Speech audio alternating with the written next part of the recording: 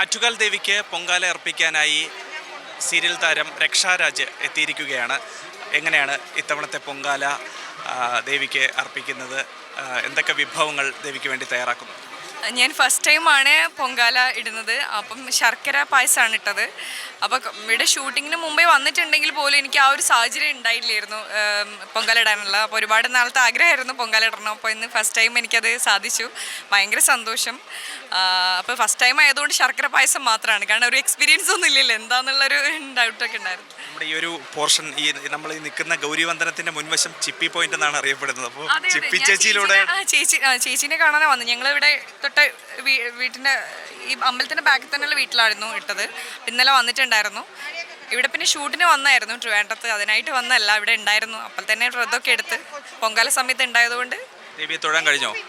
നല്ല ദർശനമായിരുന്നു. അതാ സന്തോഷം. പൊങ്കാല ഇട്ട ഉടനെ തന്നെ എനിക്ക് ദേവീനെ തൊഴാൻ പറ്റി, കാണാൻ പറ്റി. അതിന് വലിയ അനുഗ്രഹം. എത്രാമത്തെ തവണയാണ് പൊങ്കാല അർപ്പിക്കാനായി ദേവസന്നിധി?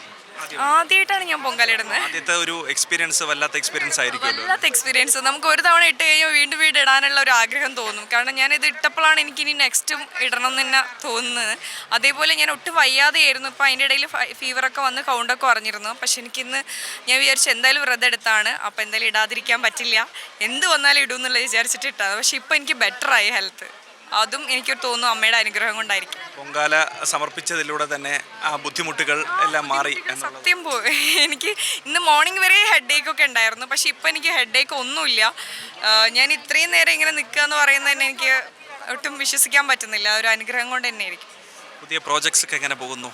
നന്നായിട്ട് പോകുന്നു. ഇപ്പോൾ ഒരു ഷൂട്ട് നടന്നുകൊണ്ടിരിക്കുകയാണ്. അതിൻ്റെ ഇടയിലാണ് ട്രിവാൻഡ്രത്തായിരുന്നു ലൊക്കേഷൻ. ഒരു 4 ഡേയ്സും കൂടെ ഇനിയുണ്ട്. 4-5 ഡേയ്സ് ആയിരിക്കും. പ്രേക്ഷകരുടെ ഇഷ്ടപരമ്പരകളായിട്ടുള്ള 2 പരമ്പരകളിൽ പ്രധാനപ്പെട്ട റോള് വഹിക്കുന്ന അതിൻ്റെ വിശേഷങ്ങൾ കൂടി. കാരണം ഇപ്പോഴും ആ സാന്ത്വനം ചെയ്തതിൻ്റെ ഇപ്പോൾ തന്നെ ഇവിടുന്ന് അറിയാം, നിങ്ങൾ വിളിച്ചുകൊണ്ടിരിക്കുന്ന അപ്പും തന്നെ. അപ്പം അത് തന്നെ ഭയങ്കര ഹിറ്റായതുകൊണ്ട് അതിപ്പോഴും അവർ ആ അപ്പൂലൂടെയാണ് എല്ലാവരും വിളിച്ചുകൊണ്ടിരിക്കുന്നത്. ഭയങ്കര സന്തോഷം. നമ്മൾ ഒരു സീരിയൽ ഇത്രയും വലിയ പ്രേക്ഷകരിലേക്ക് പോയതുകൊണ്ടാണ് നമുക്കിപ്പോഴും ആ ഒരു പേരിലൂടെ തന്നെ അറിയുന്നത്. ആ ഒരു എണ്ണം ചെയ്ത് തന്നെ വലിയ സന്തോഷമല്ലേ. പിന്നെ അവരുടെ സ്നേഹം, ഇവിടെ മലയാളികളുണ്ടായാലും നമുക്ക് ആ സ്നേഹം കിട്ടുന്നുണ്ട്. സീരിയലിൽ നിന്ന് സിനിമയിലേക്ക് അതാണോ ആഗ്രഹം?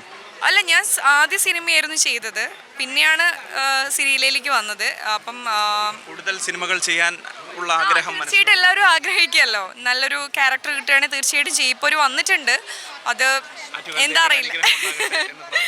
യെസ് അതെ, നടക്കട്ടെ. നല്ലൊരു മൂവി കിട്ടി അതിൻ്റെ ഭാഗമാവാൻ പറ്റും. ഏതായാലും പൊങ്കാലാശംസകൾ നേരുക. Thank you. എല്ലാ അമ്മമാർക്കും, ഇവിടെ ഇരുന്ന എല്ലാ വന്നിരിക്കുന്ന എല്ലാ പൊങ്കാലിടുന്ന എല്ലാവർക്കും ഹാപ്പി പൊങ്കാല ആശംസകൾ. ആറ്റുകാലിൽ നിന്ന് സായി സൂര്യയ്ക്കൊപ്പം അഭിജിത്ത് ജയൻ, സി മലയാളം ന്യൂസ്. ഏറ്റവും പുതിയ വാർത്തകളും വിശേഷങ്ങളും വിരൽത്തുമ്പിലറിയാൻ സി മലയാളം ന്യൂസ് എല്ലാ ഡിജിറ്റൽ പ്ലാറ്റ്ഫോമുകളിലും ലഭ്യം.